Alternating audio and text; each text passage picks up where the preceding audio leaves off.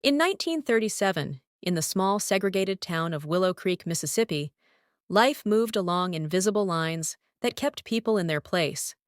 Betty Ann Caldwell was the perfect Southern girl, beloved by all, with her blonde hair, blue eyes, and a cheerleader's uniform, always perfectly pressed. She lived a life of country club teas and Friday night football games, with her best friend, Sarah Jane, always by her side. They were inseparable, the darlings of the town, always the first to be invited to dances, always the ones everyone watched.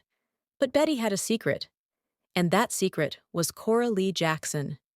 Cora, with her deep brown skin, dark eyes, and effortless grace, was everything Betty had been taught to avoid. She lived across town in the colored neighborhood, her life a world apart from Betty's. But the two girls had met on the integrated cheerleading team, and something about Cora had captured Betty's attention from the start. It started innocently enough, quick glances, casual conversations after practice. But soon, Betty found herself sneaking out late at night, meeting Cora under the bleachers where no one could see them. Beneath the dim glow of the moon, the lines that divided their worlds seemed to disappear. One evening after practice, Sarah Jane noticed something strange. Betty lingered behind, watching Cora with an intensity that made Sarah's stomach twist. Sarah Jane had been Betty's best friend for years. They had shared everything, their childhood dreams, their secret crushes, the pressure of being the perfect Southern girls.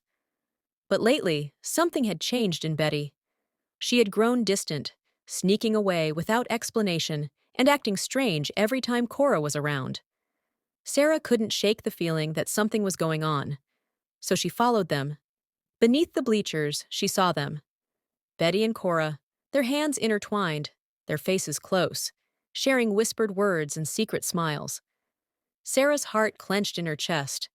She wasn't just jealous, she was furious. Betty was hers. They had been friends forever, and now, some girl like Cora was stealing Betty away. Sarah ran home that night, her mind racing. This wasn't just wrong because of Cora's race. It was wrong because Betty was hiding it from her. Betty was betraying her. The next day, Sarah confronted Betty in the school parking lot. "What the hell is going on with you and Cora?" Betty froze, her heart dropping into her stomach. "Sarah, I can explain." "Explain what?"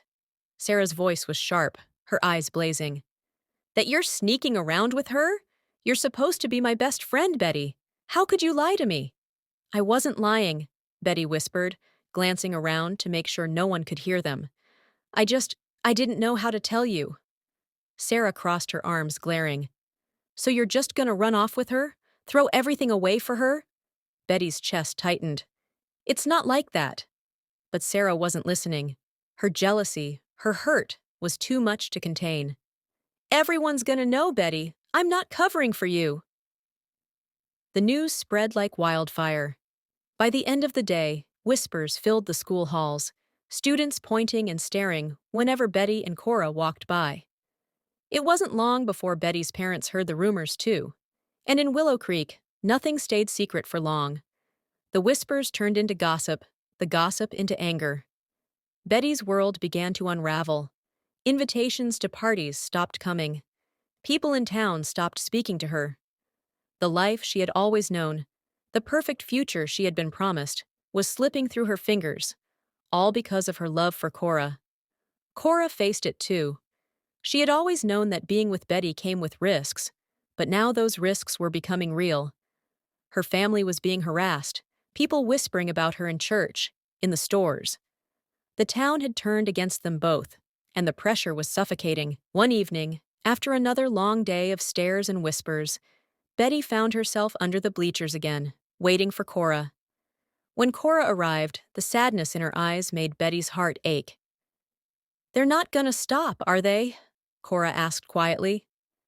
Betty shook her head, her throat tight. "I don't know what to do." Cora reached for her hand, squeezing it gently. "We'll figure it out. We have to." Betty looked into Cora's eyes, feeling the weight of everything pressing down on them. She had never wanted to hurt anyone, least of all Sarah. But now, with her world crumbling around her, she realized that she couldn't live without Cora. "Let's leave," Betty whispered. "Let's get out of this town. We can go somewhere where no one knows us, where we can just be together." Cora's eyes widened, a flicker of hope in the darkness. "You'd really do that? Leave everything behind?" Betty nodded, her resolve growing stronger with each passing second. "I'd do anything for you." That night, they packed what little they could carry and snuck out of Willow Creek under the cover of darkness. The town that had once been everything to Betty was now nothing but a distant memory. As they drove down the empty highway, the stars above them and the wind in their hair, Betty realized something. She had lost friends, her reputation, and her future in that town. But she had found love, and that was worth everything.